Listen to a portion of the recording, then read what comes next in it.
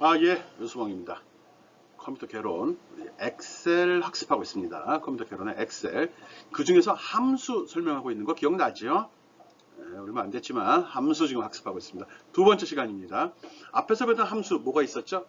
sum, if, average. 요거밖에 없었죠? 함수는 뭔지, 어떻게 쓰는지 앞 시간에 설명을 했고요. 오늘도 이어서, 이번 시간에 이어서 함수의 사용법에 대해서 설명하도록 하겠습니다. 가장 중요한 기능이라고 이야기했습니다. 여러분 평가할 때 가장 많이 활용되는 요소들이거든요. 그러니까 잘 연습하고 익히기 바랍니다. 앞부분 함수가 잘 이해가 돼야지 두 번째, 세 번째 넘어갈 때 좀 복잡한 함수 쓸 때도 금방 캐치할 수 있거든요. 아마 셋째 시간 되면 좀 흔하게 쓰지 않는 함수들이 좀 나옵니다. 오늘도 후반부에 나오는 함수는 흔하게 쓰지는 않는 건데 그래도 그걸 이해하기 위해서는 지금까지 설명한 몇 개 안 되지만 그걸 잘 이해하는 게 기초가 됩니다. 그걸 바탕으로 더 복잡한 함수도 편하게 쓸 수 있기 바랍니다. 편하게 쓸 수 있을 겁니다.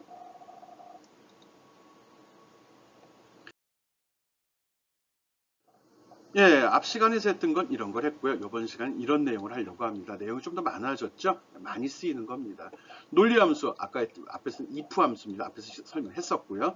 그리고 저 같은 경우는 sum, if, count 되게 많이 씁니다. average, rank 되게 많이 씁니다. 요거 이거 다 평가 자료에 필수적으로 들어가는 함수들입니다. 그러니까 활용법 꼭 이용하고요. 이해하고요. 이용하는 방법도 이해하기 바랍니다. 요거는 좀 복합적인 건데 if 함수랑 같이 난 많이 섞어 쓰거든요. 나 같은 경우는요. 한번 여러분들 잘 듣고서 활용할 수 있는 어디에 적용할 수 있는지 어떻게 쓰는 건지 이해해 보기 바랍니다. 좀 사용 빈도도 좀 떨어지는 내용들입니다. 함수들입니다.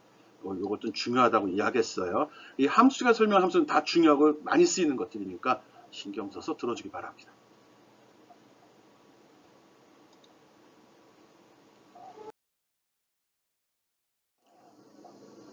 이건 앞 시간에 설명했던 함수입니다. 논리함수의 대표적인 건 if 함수거든요. if 함수가 어떤 형식으로 구성되어 있는지 잘 기억해 주기 바랍니다. 바로 뒤에 이어지는 and나 or랑 연결해서도 많이 사용이 되는데 이 조건 부분에 그것들이 들어갑니다. 그래서 이 조건이 꼭 크다, 작다, 같다 뿐만 아니라 논리 함수가 또 들어갈 수도 있다는 겁니다. 함수는 괄호로 는으로 시작한다고 그랬고요. 괄호 속에다가 내용을 적어준다고 했잖아요. 이 속에 함수가 또 들어가기도 합니다. 이 속에 함수가 또 들어가거든요. 그럴 때 뒤에 나온 내용을 많이 씁니다. 그리고 또 이렇게 중복되게 쓰는 함수의 대표적인 게 if 함수거든요. 그래서 if 함수 앞에 했던 거 다시 한번 이렇게 보여주고 있습니다. 이번 시간 거 한번 살펴보도록 하죠. if 함수를 베이스로 놓고 올라갑니다.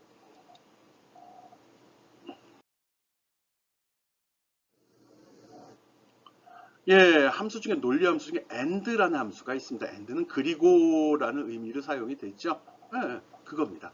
두 개 이상의 조건을 테스트하기 위해 사용이 된다. 모든 조건이 참일 때 결과를 이게 뭐야? 참 거짓말을 얘는 리턴을 합니다. 참 거짓말을. 특이하네. 그 화면에 표시되는 거 true, false만 나온다는 거죠. 그럼 조건만 들어간다는 소리야? 조건만 들어가요. 여기 보면 샘플 나왔죠? 수식이죠. 는으로 시작하고 and란 함수를 불렀습니다. 그리고 괄호로 시작하고 괄호로 끝나겠죠. 이 속에는 조건만 들어갑니다. B1이 200보다 크다. C1은 100보다 작다. 그래서 얘도 참일 때 이 결과는 참이 나옵니다. true라고 나오죠. 이렇게 찍힙니다. 그 true면은 그다음 뭐 하라는? true만 나. 그래서 앞에서 설명했잖아요. if에서 첫 번째 조건이 나오잖아요. 요 부분에, 예? 요 부분에 이 and를 쓰기도 합니다. 이 부분에서 물어볼 때 조건을 하나만 물어보는 게 아니라 여러 개를 물어보고 싶을 때 그 속에다 and 가로 열고 조건을 쭉 열고 해 놓는다는 거죠. 그래서 그 조건이 다 맞을 때, 모두 참일 때 여기 들어간 true 조건 있죠? 요 값, 요걸 출력을 합니다. 요 값을. true니까. and는 모두 다 참일 때 모두 참 이렇게 기억하면 됩니다. 모두 참. 오케이? 흔하게 쓰지 않습니다.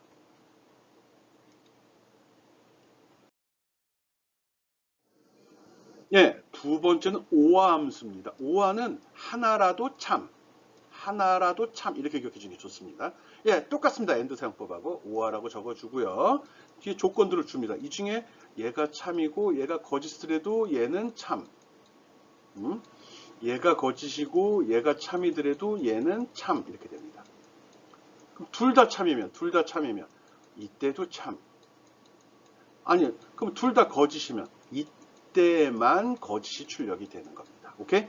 이렇게 기억하면 됩니다. 하나라도로 합니다. 하나라도 참이면 참 이렇게 기억합니다. and 뭐 공대생들이면 뭐 논리연산 배웠을 때 당연히 알 거예요. 공대생들 2학년은 넘어가야겠죠. 1학년들은 다 그놈이고요. 그래서 이거는 어떤 조건이 주어졌을 때 그 조건을 비교해서 참이 있는지 없는지, 즉 하나라도 참이 있으면 결과값은 참이 되는 거고 하나라도 참이 없으면 그때만 거짓이 출력이 됩니다. and랑은 좀 틀리죠. and는 모두 다 참일 때만 참, or는 모두 다 거짓일 때만 거짓 이렇게 기억해도 되겠네. 자기 스타일대로 기억해 주면 됩니다. 이것들은 주로 어디에 쓰인다고요? if 함수랑 같이 쓰인다는 거 기억해 주면 됩니다. 첫 번째 조건 들어가는 부분에 많이 쓰입니다. 그 밖에도 쓸 수 있습니다. 여기에 많이 쓰인다는 거죠. 오케이? 그 다음 거 보겠습니다.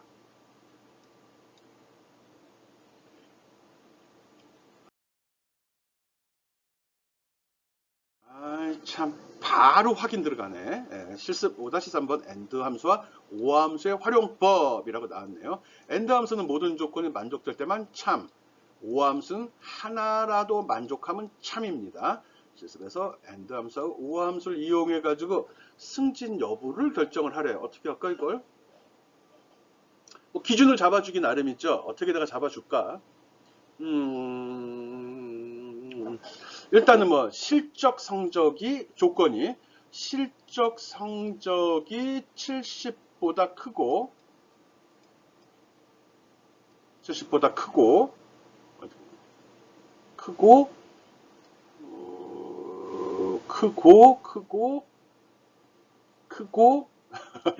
만들다 보니까 좀 그러네. 크고 여기 오화로 이건 and로 묶였겠죠. and 셀 값은 집어넣어주면 되겠고요. 오화로 또 묶이고 오화 속에 괄호서 괄호가 또 나오기도 합니다. 여기다 쉼표해서 근태 성적도 70보다 크고 연수 성적도 70보다 클 때 합격 이렇게 찍어달라고 하고 싶어요. 아이씨 뭐야. 간단히 하면 if 가로 열고 and 가로 열고 and인데 x가 요게 x라고 치면 x가 70보다 크고 그리고 or 가로 또 열고 요건 얘가 뭐 y라고 치면 y가 70보다 크고 그리고 z라고 하면 z가 70보다 크다. 다 크다네. 닫고 하면 안 되죠. 콤마 하고서 여기다 합격. 그리고 다운표 닫고 콤마 하고 이렇게 하고 불합격. 닫고 다 두면 되잖아. 그러니까 바꿔 얘기하면 실적이 70점이 넘은 상태에서 근태하고 연수 성적 중에 하나라도 70점이 넘은 사람만 승진을 시킨다 그거죠. 근태하고 성적이 하나라도 넘은 사람은 승진시킨다. 뭐 조건은 바꿀 수 있는 거죠. 아마 과제에서 내가 보고 조건을 바꿔서 할 것 같으네요. 어쨌든 요 세 가지 항목을 가지고서 지금 요거만 먼저 해봅시다. 실적 성적이 70보다 크고 그리고 근태하고 성적은 둘 다 올라가도 되죠. 둘 중에 하나가 70점이 넘은 경우만 둘 다 70 너무했나? 80으로 합시다. 70점 다 넘네. 70인 경우 80점이 넘는 경우만 조건 바꿨어요. 실적 성적은 70 이상 그리고 근태하고 연수는 80 이상인 게 하나라도 있을 때만 합격. 오케이? 그렇게 하도록 합시다. 그렇게 해서 이 문자 한번 해결해 보길 바랍니다. 다시 한번 정리해. 실적 성적은 70점 안 됩니다. 70점 크고 근태하고 연수 성적이 둘 중에 하나라도 70점이 넘으면 그 사람은 합격. 승진이라는 소리 있죠. 승진. 그리고 둘 다 70점이 안 되면 승진 아니야. 뭐라 승진 취소, 승진 보류, 미대상, 불합격이라고 합시다. 합격 불합격을 합시다. 예. 실적 성적이 70보다 크고 근태 성적이나 연수 성적이 둘 중에 하나라도 70보다 크면 80보다 크면 그 사람은 승진 대상자, 그렇지 않은 사람은 대상자 아님, 이렇게 되는 거죠. 그래서 합격 불합격이라고 찍어주면 됩니다. 요거 80, 80 고쳐서 하겠습니다. 그래야 대상이 나올 것 같아요. 오케이, 꼭 풀어보기 바랍니다.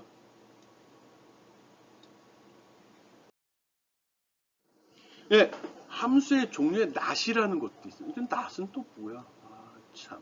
not도 똑같습니다. and와 마찬가지죠. 대신 이거는 괄호 속에 어떤 조건이나 주소가 져주면 그걸 반대. 값이 있으면 참, 없으면 거짓. 또는 조건이 줘서 조건이 참이면 거짓으로, 거짓이면 참으로 바꿔주는 그런 연산자입니다.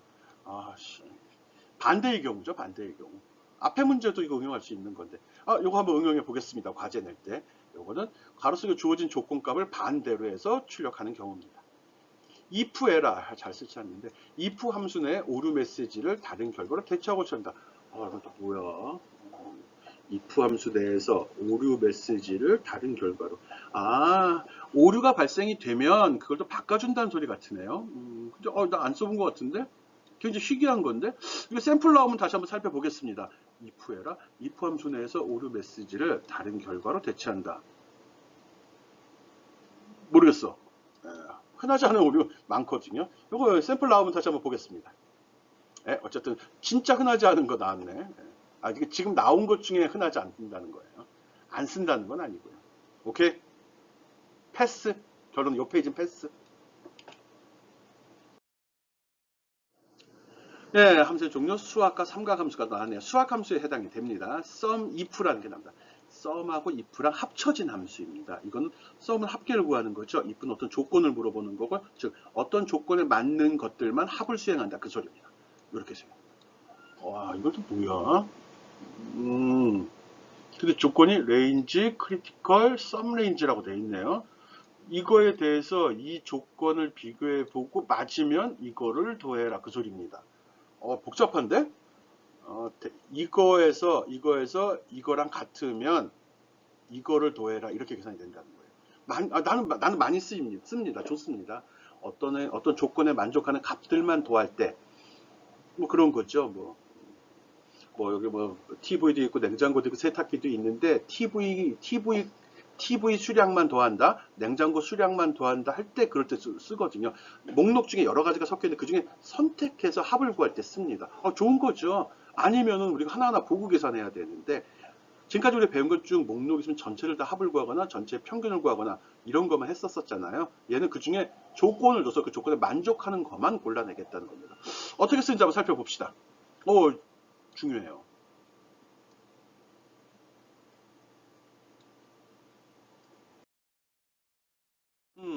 sum if 함수의 예라고 나왔습니다. B2에서 B6까지 여기네. 이거네. 이거. 여기서 영업 1팀. 여기서 영업 1팀 세 개죠. 이거만 골라가지고 판매 실적을 도하라는 거네. 네, 판매 실적을 도하라는 거예요. 이렇게 하면 어떻게 해야 되냐? 좀 애매하고 어려운 건데요. 그때 이렇게 됩니다.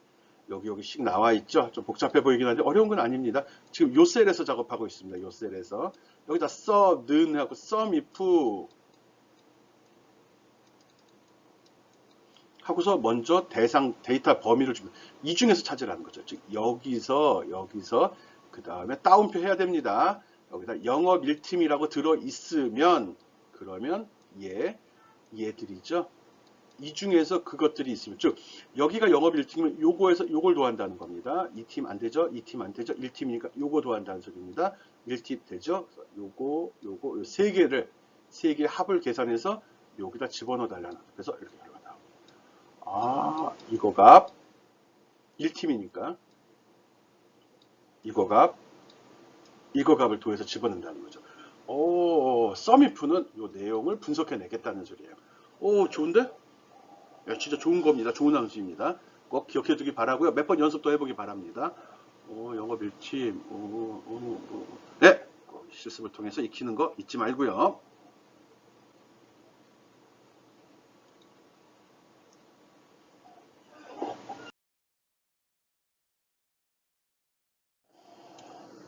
예, sum if의 사용 예 실습을 통해 익히라고 나왔습니다. 이건 또 뭐야? sum if 함수는 범위 내 값들을 무조건 다 더한다. 반면에 sum 함수는 sum if 함수는 지금 조건에 만족하는 값만 더한다라고 되어 있습니다. 실습에서 sum if 함수를 사용해서 문구점에서 하루 동안 판매된 목록들 중에 특정한 목록만의 합을 구해봐라 이겁니다. 요게 이제 판매된 내역인가 보네요. 그리고 여기다 어떤 품목을 지정을 하게 되면 그거에 대한 수량 그리고 금액을 여기다가 sum if로 표시해 달라는 것 같아요. 그럼 여기다 어떻게 썼지? 앞에 배운 걸로 하면 sum if 하고 대상 범위 지정하죠. 이거 기준이니까 여기를 지정해야겠죠. 이걸 여기다 지정하고 콤마 그 조건을 집어넣어요. 요거는 아까 따옴표로 했는데 따옴표에서 요 셀 주소를 집어넣으면 되죠. 그리고 여기에는 무슨 값이 들어가죠? 지금 여기다 설정하는 값입니다. 여기에는 요 범위 지정하면 돼요. 요 범위. 요 위에 집어넣으면 안 돼요. 요까지 해야 돼요. 얘랑 얘 크기가 똑같아야 돼요. 집어넣고 엔터 치면은 여기 나올 겁니다. HDD 하드디스크에 대해서만 나오고. 이거 할 때는 똑같이 하되 어떻게 해야 되죠? 똑같이 하되 예. 요 세 번째 요거만 잘 바꿔주면 되겠죠? 앞부분은 동일합니다. 이 부분만 바뀌는 거예요. 이 부분만 바꿔주는 거죠. 이 부분이 얘가 될 수도 있고, 이 부분이 얘가 될 수도 있는 겁니다. 오케이? 그리고 봐요. 얘가 두 번째에 들어가요. 그리고 찾는 범위가 첫 번째에 들어가요. 그리고 세 번째는 더할 값들이 들어있는 부분입니다. 요거 구분해서 만들어 보기 바랍니다. 이것도 목록 만들어서 하는 방법도 있거든요. 그것도 가르쳐 주고 싶은데 나중에 하겠습니다. 이렇게 해서 sum if를 이용해서 합을 구하는 거죠. 조건부 sum if죠. 조건에 따른 합을 구하는 거 연습해 보기 바랍니다. 중간평가, 기말평가 냅니다.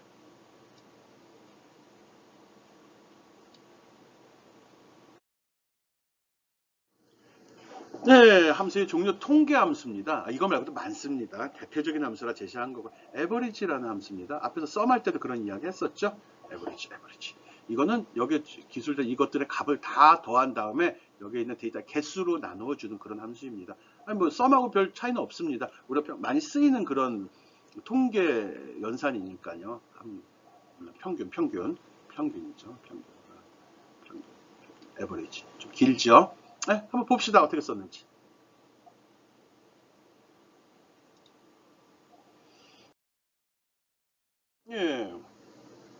에버리지는 요 시그마 리본에도 보면 두 번째로 자주 쓰이기 때문에 바로 여기 나옵니다. 평균이라고.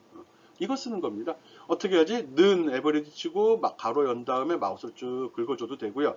아니면 여기다 놓고서 평균을 딱 클릭하면 요 내용이 자동으로 나옵니다. 이 전체가 나옵니다. 아예. 어떻게 알았지 이거? 현재 거 일반적으로는 우리가 위에서부터 아래에 합을 구한 다음에 내거나 왼쪽부터 오른쪽으로 가면서 이거의 데이터를 처리하잖아요. 그래서 내가 여기다가 average라는 함수를 설정하려고 자동 버튼을 딱 누르게 되면 그럼 자동으로 위에다 왼쪽을 살펴봅니다. 그래서 자동으로 이렇게 설정해 줍니다. 직접 한번 눌러보기 바랍니다. 범위 선택하고 하는 거 아니에요. 이런 표가 있을 때 여기다 놓고서 그냥 에버리지 누르면 됩니다. 합계도 한번 눌러봐요. 자동 계산 되는지 안 되는지. 자동 계산 됩니다. 자동 설정이 됩니다.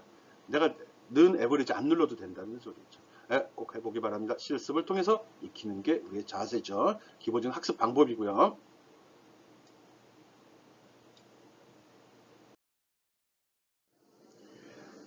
그 다음은 카운터라는 함수입니다. 카운터. 헤아린다는 거죠. 숫자를 이렇게. 근데 이때 숫자를 헤아리는 거는 셀의 개수입니다. 셀의 개수, 칸의 개수죠. 반항은 칸의 개수를 헤아립니다. 그 속에 셀에 들어있는 값의 합은 썸이라는 걸 써야 되는 거고요. 그런 칸이 몇 개 있냐 할 때는 카운트라는 함수를 씁니다. 카운트 함수는 또 좀 상세하게 또 나누어지기도 하거든요. 일반적 카운터는 이렇게 됩니다. 카운트, 그 다음에 범위. 콤판 찍고 여러 개 적어도 되고요. 범위로 지정해도 됩니다. 셀 하나 되고 범위도 된다는 거죠. 이렇게 집어넣으면 자동 계산됩니다. 보면 이렇게 되는데 여기다 값을 집어넣을 거거든요. 여기 보면은 여기 A1부터 E1이죠. A1부터 E1 요거네 요걸 전체 범위 선택을 했습니다. 그랬을 경우 카운트는 셀의 개수를 했죠. 하나, 둘, 셋, 넷, 다섯. 이거 잘못된 것 같아요. 이거 집어넣으면 5라고 나오죠. 5라고 나오는 게 맞는 거죠. 근데 이게 왜 이렇게 나왔을까? 이거는 그림이 좀 중복된 것 같아요. 빨간 것만 선택했을 때 이렇게 마우스로 클릭, 콤마, 클릭, 콤마, 클릭 이렇게 하면 3개를 선택하면 그때 3이 나옵니다. 그림이 좀 잘못 준비가 됐네. 예, 카운터는 대상에 있는 셀의 개수를 헤아린다는 거 알아주기 바랍니다. 아닌데? 카운트는 숫자가 포함된 셀이래요. 범위를 다 잡아봤자 true 숫자 아니죠? 엑셀 숫자 아니죠? 그래서 3이 나온다네. 이런 설명을 잘못했군. 그래서 여기다 헷갈리지 말라고 또 적어놨습니다. 카운트로 했을 경우는 숫자만 헤아린다. 카운트 A라고 했을 때는 숫자든 문자든 들어있으면 다 헤아린다. 빈칸이 아니면 다 헤아린다요. 그리고 카운트 블랭크라고 했을 경우 빈칸만 헤아린답니다. 카운트도 이렇게 세분화 시켜놨네. 카운트라고 하면 숫자가 들어간 것만, A라고 하면 다 헤아린다예요. 블랭크면 빈 것만 헤아린다. 이렇게 기억해 주면 되겠네요. 카운트는 숫자만 들어간 거, A가 들어가면 모두 다, 블랭크가 들어가면 블랭크만, 빈 셀만 헤아린다 라고 기억을 해주면 되네요. 이것도 마찬가지로 FX 누르면 이렇게 도움이 나오고요. 여기서 직접 결과를 확인할 수도 있습니다. 집어넣은 중에 눌러도 돼요. 그래서 카운트 함수가 이렇게 3개로 나눠지는구나. 단순히 헤아리는 게 아니라 이건 숫자만. 숫자는 표현되는 거 기준입니다. 표현되는 숫자가 들어있으면 날짜도 숫자가 있죠. 값도 있죠. 소수점이 들어간 것도 숫자가 들어있죠. 숫자가 들어간 겁니다. 숫자만으로 된 거 아니고요. 아마 그럴 겁니다. 오케이? 그리고 A자 들어가면 모든 걸 빈칸이 아닌 거 다, 빈칸만은 블랭크를 쓴다는. 구분해서 써야 되기 때문에 그런 겁니다. 가끔 실수하는 경우 있거든요. 오케이?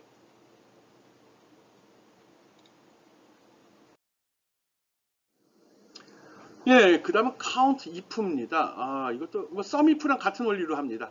설정 방법 동일합니다. count if. 그런데 얘는 개수를 헤아리는 거죠. 개수를 헤아리는 거예요. 이거는 count이긴 한데 count는 숫자만 기억한다고 그랬잖아요. 아니에요, 얘는. 아니에요.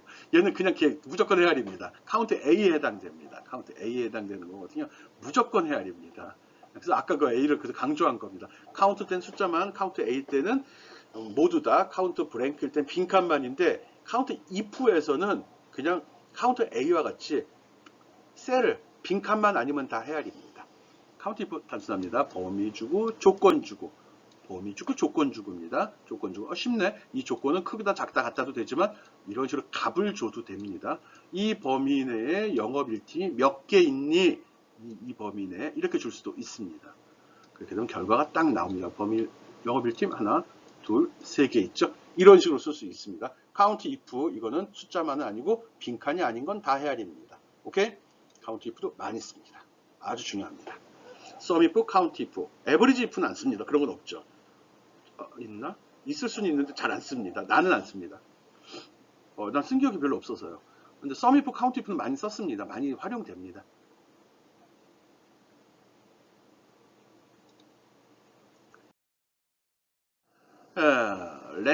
랭크도 많이 활용이 됩니다. 랭크는 그냥 이런 식으로 랭크라고 써도 되고요. 랭크.eq라고 써도 됩니다. 설명 보니까 엑셀 2007까지는 랭크라는 함수를 지원을 했는데 그 이후에 바꿨나 봐요. 내부적 프로그램을 좀 고친 것 같아요. 프로그래머가. 그래서 가능하면 이걸 써달라고 하는데 귀찮아요. 원칙은 이겁니다. 근데 우리는 그냥 랭크만 저는 랭크만 씁니다. 이건 단순합니다. 등수 매기는 겁니다. 등수. 어떤 값이 있을 때 범위를 내가 지정을 하죠. 이 범위를 지정을 하면 이 범위 내에서 이 값들을 순서를 매겨갖고 등수를 여기다 찍어줍니다. 얘가 누가 제일 큰 놈? 얘가 1등, 얘가 2등, 얘가 3등이 되고 얘가 4등이 되죠. 이런 숫자를 찍어주는 애입니다. 오, 좋네. 성적 처리할 때 등수 매길 때 활용합니다. 쉽죠? 조심해야 될 거는 여기 범위 있죠. 주는 값을 줄 때 보면 여기에 어느 걸 기준으로 어디에서 이 전체에서 얘가 몇 등인지를 물어보는 거거든요. 여기 뒤에 빨간색. 이 중에서 얘가 몇 등인지 물어보는 겁니다. 그래서 이 범위를 지정할 때 이 절대 번지 써야 된다는 거.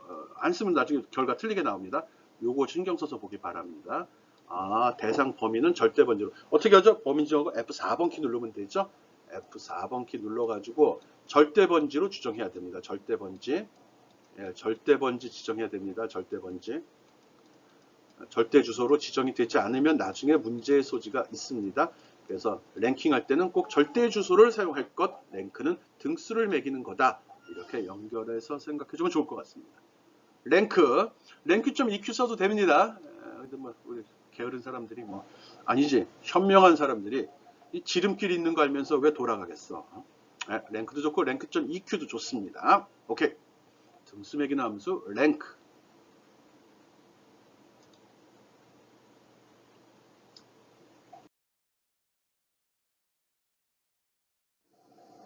예, 앞에서 충분히 설명을 했기 때문에 뭐 특별한 거 아니네요. 랭크 EQ는 랭크랑 동일하다고 그랬죠. 랭크로 해도 되고 랭크 EQ로 해도 됩니다.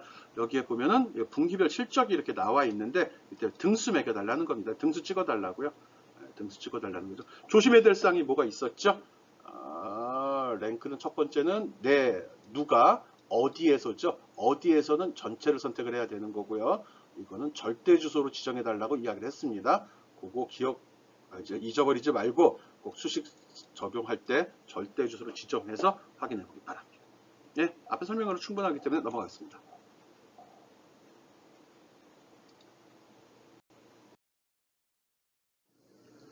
그 다음에 날짜 함수입니다. 날짜 함수. 날짜 함수도 뭐 가끔 씁니다. 날짜 함수. 어떤 연도가 있을 때 이 중에서 어떤 날짜, 연, 월, 일이 표시됐을 때 이걸 갖다가 연만, 월만, 일만 뽑아서 쓸 수 있는 겁니다. 근데 여기서 설명하고자 하는 거는 엑셀에서는 이렇게 날짜를 집어넣게 되면 실질적으로 내부에는 이런 일련번호로 저장이 됩니다. 이게 뭐 1900년 1월 1일 기준으로 해서 몇 번째 날이냐 뭐 이런 의미가 있거든요. 그렇게 입력된 거를 갖다가 수식을, 그러니까 셀 서식을 바꿔서 표시하는 거거든요. 그래서 그냥 이렇게 이런 숫자를 집어넣었을 때 이렇게 입력했을 때 이걸 수식으로 표시하면 이렇게 됩니다. 이걸 입력하면 자동으로 날짜로 설정해서 이렇게 나타나거든요. 근데 이걸 수식으로 바꿔버리면 이렇게 표시가 됩니다. 이거는 컨트롤 물결 있죠? CTRL 더하기 물결 표시 누르면 이렇게 볼 수 있습니다. 즉 컴퓨터 내부에는 연월일로 기록이 되는 게 아니라 1900년도 1월 1일 기준부터 몇 번째 날인지로 계산이 됩니다. 지가 알아서 합니다. 윤년 계산도 하고요. 연월일도 구분해서 계산을 합니다. 그래서 이 두 값이 나오는 것만 한번 컨트롤 물결 눌러서 확인해 보기 바랍니다. 함수는 바로 뒤에 설명합니다.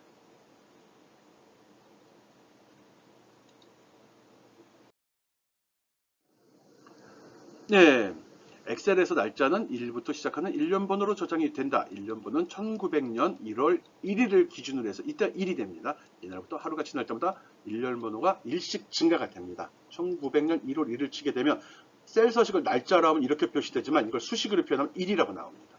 그래서 2014년 1월 1일 하게 되면 41,640이라고 나옵니다. 오케이? 그래서 이런 숫자가 있을 때 이거를 연도로 바꿔 그러면 이렇게 표시가 되고요. 월로 바꿔면 이렇게 표시가 됩니다. 날로 바꿔하면 이렇게 됩니다. 이게 함수 이름입니다. 함수 이름. 예. 는, 이어, 가로 열고 얘 클릭하고 가로 닫아주면 이렇게 찍힌다는 거예요. 여기에 날짜형, 요건 날짜 형식으로 표현되도록 된 건데 이게 이어나 먼스나 데이라는 함수 쓰게 되면 그냥 값으로 나오거든요. 어쨌든 날짜 데이터는 일련 번호로 관리가 되고 기준이 되는 날짜는 1900년 1월 1일이라는 거. 그전에는 별로 활용이 안 된다는 소리죠. 지금 기준으로 보면은 거의 뭐 100년 전 날짜를 굳이 우리가 따질 필요가 있냐 이런 거거든요. 이전 것도 계산될 겁니다. 안 해봤어요. 그래서 서기 900년 1월 1일 날 뭐였지? 이런 거 무슨 요일이었을까? 또는 내 생일은 무슨 요일이었지? 이런 거 할 때 직접 넣어보면 되죠. 요일 계산은 아직 설명을 안 했네. 어쨌든 어떤 날짜 데이터가 있을 때 연, 월, 일을 구분해서 처리하는 방법 설명하려고 하고요. 그 전에 날짜 데이터는 일련 번호로 관련된다는 이야기를 지금 했습니다. 연월일 처리하는 거 한번 살펴보죠.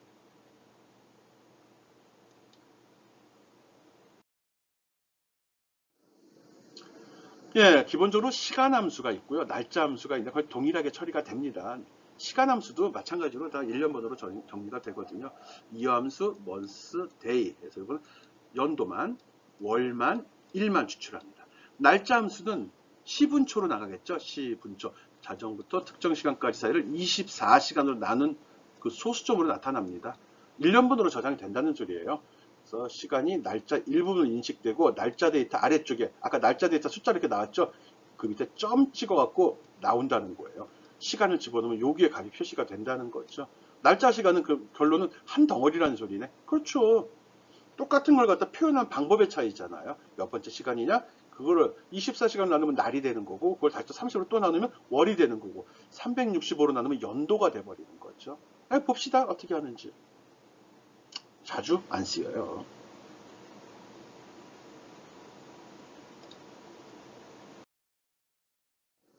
예. 연월일 함수 쓰는 거 한번 해보겠습니다. 여기 날짜를 집어넣습니다. 2014년 3월 1일 하고 여기다가 이어라는 함수 먼스라 이렇게 하고 가로 열고요. 얘 클릭하고 가로 닫으면 돼요. 엔터 치면 됩니다. 여기도 마찬가지, 여기도 마찬가지. 그러면 여기서 연도만 잘라다, 월만 잘라다, 일만 잘라다 표시합니다. 오케이? 날짜 정보를 하고 연월일 표시된 셀을 날짜로 지정하면 이렇게 됩니다. 그냥 함수로 들어가 보면 이렇게 나옵니다. 요거 클릭하고서 여기에 A2 직접 집어넣어줘도 됩니다. A2 확인 누르면 이렇게 2014라고 나옵니다. 네, 직접 해보기 바랍니다. 나머지 데이터는 사용자가 입력해줘야 됩니다. 이건 입력해야 되는 겁니다. 연월일 함수, 뭐 특별한 거 아니니까요.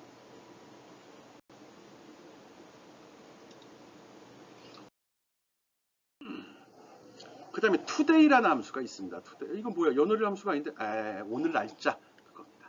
오늘 날짜는 어떻게 돼야 하고, 여기다 는 today 가로 열고 닫고입니다. 주어지는 값이 없이 결과만 출력해 달라는 소리입니다. 알았죠? today 다음에 물결가로 괄호가 없이 하게 되면 이건 틀린 겁니다. 꼭 괄호가 여기 있어야 됩니다. 그렇게 되면 결과가 이렇게 표시가 됩니다. 오늘 날짜가 이거 아니죠. 여러분이 직접 해보기 바랍니다. 그림을 시스템 데이터가 잘못 설정되어 있어 이렇게 나온 것 같은데 예, 이렇게 해가지고 오늘 날짜가 진짜 표시되는지 확인해 보고요. 좀 더 할 거면은 셀 서식을 자꾸 학생들이 문의가 와서 카톡에 자꾸 울리고 있어서 잠깐 봤습니다. 통화문서 열 때마다 컴퓨터 시계에서부터 날짜가 채워진대. 열 때 채워지는구나. 이것도 이용하는 방법이 있네. 근데 어차피 열면 또 채워지잖아. today 함수는 그렇게 된다는 겁니다. today 함수는 오늘 날짜, 시간도 불려올 것 같은데 시간은 안 나오네. 네, 그것도 한번 다른 함수가 또 있을 것 같은데 한번 고민해 봅시다. 지금 today 함수 연습해 봤습니다.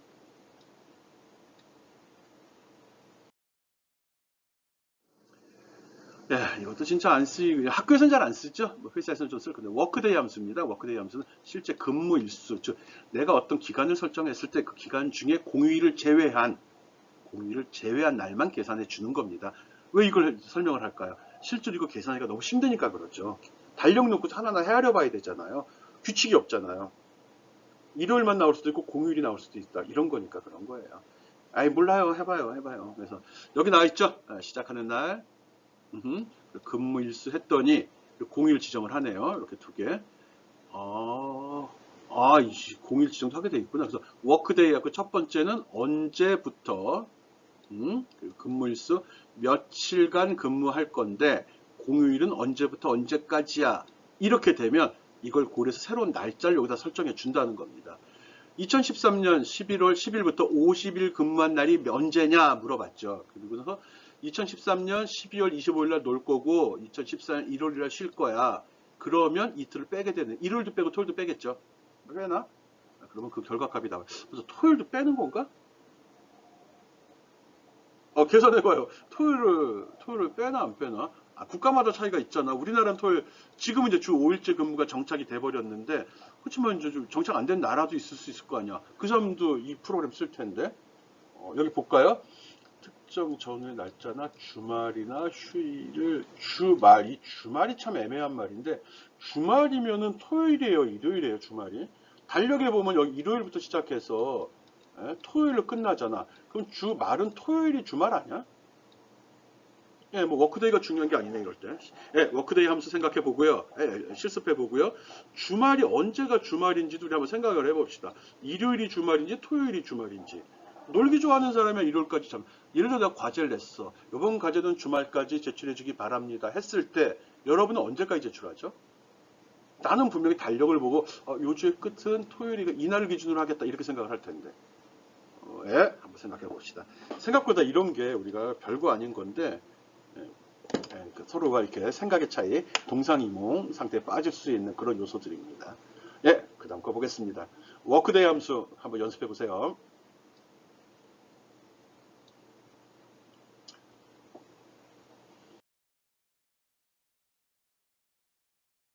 예, 앞에서 설명한 워크데이 함수 이용해 가지고 해보라는 거고요. 그거 말고 여기 보면 근속 연수. 이날부터 오늘까지 몇 년 있었나? 이날부터 오늘까지 몇 개월 있었나?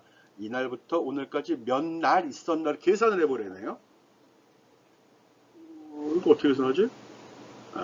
이어하고 투데이 이용합니다. 어떻게 한다고요? 연수잖아. 그럼 이어 하면 되죠. 이어하고 이어 계산 역식 넣으면 됩니다. 입사일자가 A라고 했으면 오늘이 더 날짜 데이터가 크죠. 그러면 today 이렇게 할 것 같아요. 내가 생각해. today 가로 열고 닫고 빼기 뭐하죠? A 입사 이렇게 계산해서 연도 붙여야겠죠. 그럼 연도가 계산될 것 같아요. 네, 한번 넣어보기 바랍니다. 월도 마찬가지겠죠. 근속 날수도 마찬가지. 날수 네, 한번 해보기 바랍니다. 그리고 두 날짜 사이에 존재하는 주말의 개수를 구하기 위해서 사용하는 방법. 이거 알아보라는 거니까 뭐 해봐요 그냥. 우리 요거 표 완성에만 좀 주안점을 둡시다. 근속 연수란 연속해서 근무한 해수, 달의 수, 날의 수를 얘기하는 겁니다. 그런 거 참조해서 값 한번 설정해 보기 바랍니다. 날짜도 있어. 이런 것도 해야 되는구나. 오케이.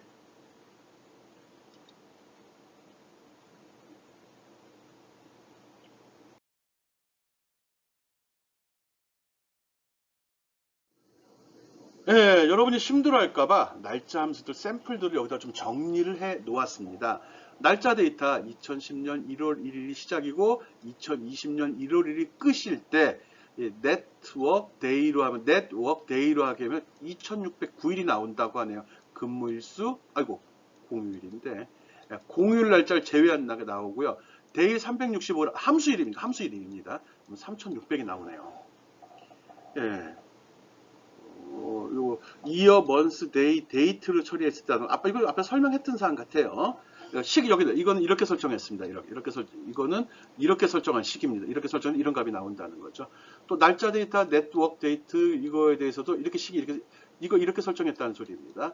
각각 설정해서 어떤 차이가 있는지 무엇을 의미하는지 보복되시지. 예, 확인해 보기 바랍니다. 날짜 함수 자주 쓰이는 건 아닌데 그래도 필요하면 써야 되니까. 복받쳐 막.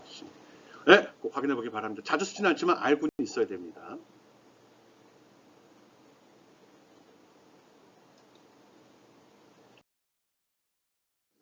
네, 중첩 함수. 이거 뭐 아까 한번 대충 했습니다. 아까 보면 함수 속에 함수가 들어가는 경우입니다. 이건 if 함수의 경우가 많이 사용이 됩니다. if 함수 속에 average가 들어갔네. 이거 평균을 구해서 그 평균값이 90보다 크면 여기도 식이 들어가면 식의 결과값이 찍히는 겁니다. 아니면 0이 찍히는 거죠. 이런 식으로 함수 속에 함수가 들어가는 걸 중첩 함수라고 합니다. 함수 내 인수 자리에 또 다른 함수가 포함되어 있을 때 그 함수를 중첩 함수라 한다 하고 최대 60 이런 말 몰라도 되죠. 두 개 쓰기도 짜리는데 64개를 언제 써요? 그러면 너무 복잡하죠. 쓸 수도 있다는 거 이야기합니다.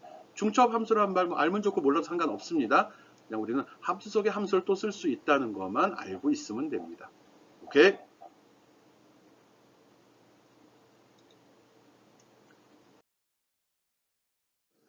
예, 이게 복잡한 함수의 예입니다. 중첩된 함수의 예를, if 함수의 예를 들어 놨는데, 예를 들어서 성적, 평가를 하고 싶습니다. A, B, C, D, F 등급을 매기고 싶은데, 점수가 90보다 이상이면 A를 주고, 또 80부터 89점 사이에 있으면 B, 70부터 79점 사이에 있으면 C, 60에서 69점 사이에 있으면 D, 그리고 59점 이하이면 F로 처리하는 거를 이렇게 만들고 싶다는 겁니다. 이게 바로 이렇게 집어넣으면 이게 성적 처리하는 함수입니다. 이 성적 부분이 점수가 들어있는 셀을 선택하면 되겠죠. 이런 식으로 좀 복잡하죠. 일부러 옆으로 나눠 놓은 겁니다. 이게 한 줄로 이렇게 표시가 되는 거죠. 빠졌네 든. 이런 식으로 표시하게 되면은 순서대로 프롬 짜는 친구도 알겠죠. 순서대로 이렇게 나오고요.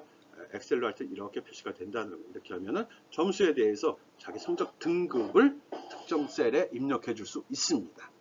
이런 걸 중첩 if, 중첩 함수라고 합니다. if 함수에 적용해서 if 함수라고 한 거고요. 이거 꼭 중간평가, 기말평가에 냅니다. 설정할 수 있는 방법, 설정할 요령 익혀두기 바랍니다. 외워서 하는 거 아닙니다. 함수 배울 때 이걸 배웠다는 거 알고요. 이 자료가 여기 있는 것만 알면 되죠. 뭐 여차하면은 이걸 블로그에다 복사해 놓는 것도 한 방법이겠죠. 그럼 나중에 중간이나 기말 평가할 때 빨리 찾아볼 수 있겠죠. 오케이? 중첩 함수에 대해서 설명했습니다.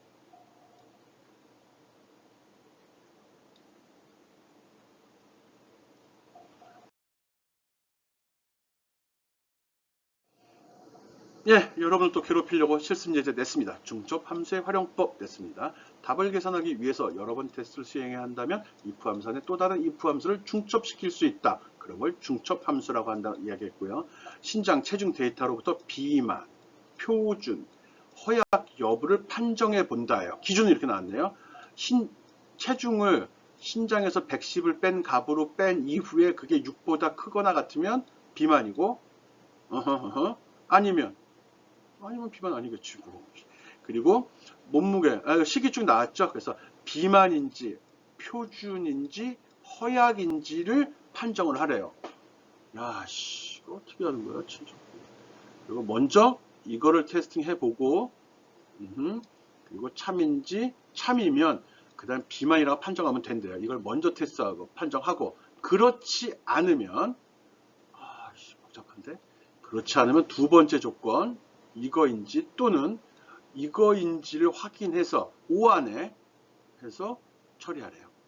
이거를 네, 고민해보기 바랍니다. 앞에서 한 걸로 처리 가능하고요. 좀 복잡할 뿐입니다. 이렇게 복잡한 거 실제로는 잘 안 하거든요. 여러분은 잘 할 수 있다는 생각에 한번 제시해 봤습니다. 중첩 함수를 이용해서 비만, 표준, 허약 체질을 판정해내는 수식을 설정해 주기 바랍니다. 어디에다? 여기에다. 무엇을? 비만, 표준, 허약이 표시되도록 만들어 봐라. 꼭 하기 바랍니다. 이 정도 할 줄 알면 중첩 함수는 거의 뭐 중급 이상 수준이 되는 겁니다.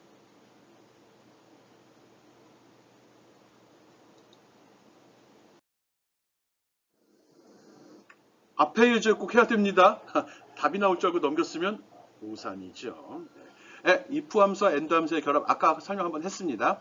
뭐 이걸 참조해서 앞에 문제를 해결하는 방법도 있습니다. if 함수 내는 end 함수를 중첩시키는 경우가 많습니다. 여러 가지 조건을 테스팅할 때 주로 씁니다. 그래서 and 조건을 쭉 열거해 주면 됩니다. 그러면 이 조건이 모두 만족할 때 참여가 모두 이 중에 하나라도 만족하는 게 없으면, 그러니까 모두 다 참여 아니면 얘가 출력이 된다는 거예요. 얘가 false, true죠. 예, 이런 식으로 해서 이렇게 나왔을 때 조건을 판정하는 겁니다. 이건 조건이 어떻게 되는 거지? 공정 1에서 오차율이 몇 프로, 생산량이 이거야. 근데 왜 말 설명을 안 했지? 이렇게 하고, 밑에 뭐 보라고 돼 있네. 가볼까? 조건 줘서 판정을 하는 거예요.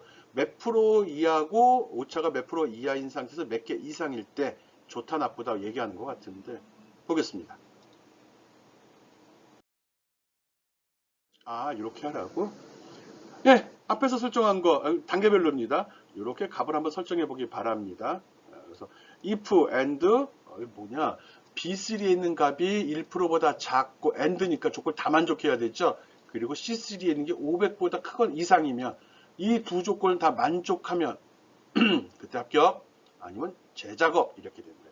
오차율은 1%보다 작아야 되고 생산량은 500 이상이라야 되는 거예요. 이 두 조건을 만족할 때, 그래서 AND 함수를 썼죠.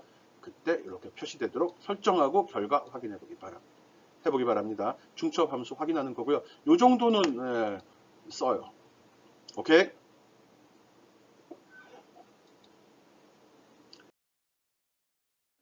예, if 함수와 o 함수의 결합입니다. 이것도 뭐 비슷합니다. 아까랑 똑같이 AND 함수랑 동일하죠. 근데 얘는 하나라도 만족할 때 참이 되는 겁니다. 여러 조건 중 한 개라도 참이면 참이에요. AND는 모두 다 참일 때만 참이었죠. 그럴 때 씁니다. 사용 예는 뭐 알아서 해도 될 것 같은데. 아까 거에다 거꾸로 적용하는 방법도 있죠.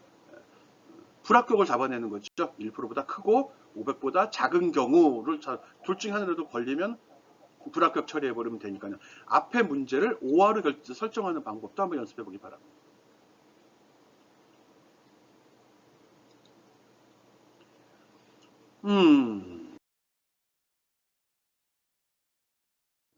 예, 실습이 계속 나가는데 실습을 통해서 익히라는 의도로 내는 겁니다. if, and, average 등을 이용한 중첩 함수입니다. 중첩 함수는 어쩌고 저쩌고 얘기했죠. 한 함수를 다른 함수 내부의 인수로 포함시키는 경우를 중첩 함수라고 얘기하고요.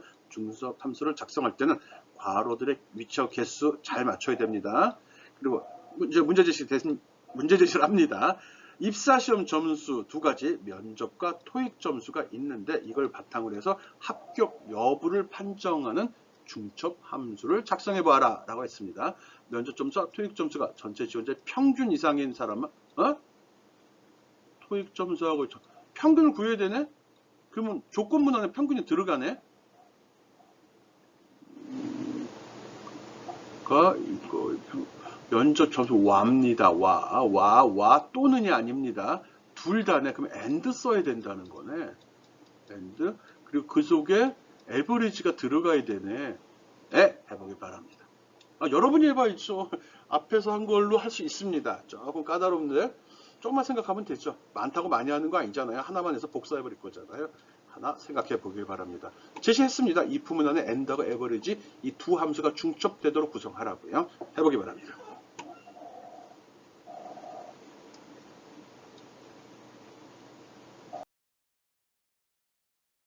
예, 지금까지 우리 엑셀 함수 연습하고 있습니다. 이번 함수에서는 날짜와 시간을 나타내는 것도 했고요. 중첩 함수라는 것도 했습니다. 중첩 함수는 연습을 좀 해야 됩니다. 날짜나 시간은 생각보다 많이 쓰이진 않지만 쓰이긴 쓰입니다. 빈번화 알고 있는 게 좋고요.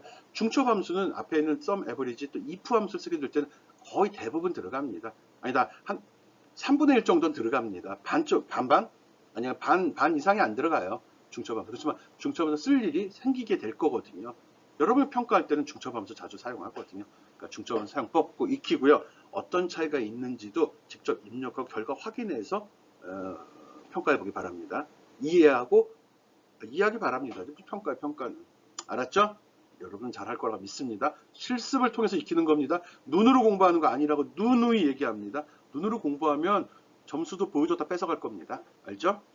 여러분 잘할 걸 믿으니까. 그리고 엑셀 함수 중요하거든요. 이걸로 이제 고급 기업, 이거 그냥 엑셀 써본 적이 있는 거냐, 엑셀을 잘 쓰냐가 판정이 나는 겁니다. 엑셀 함수를 잘 쓰는 사람이 진짜 엑셀을 잘 쓰는 사람입니다.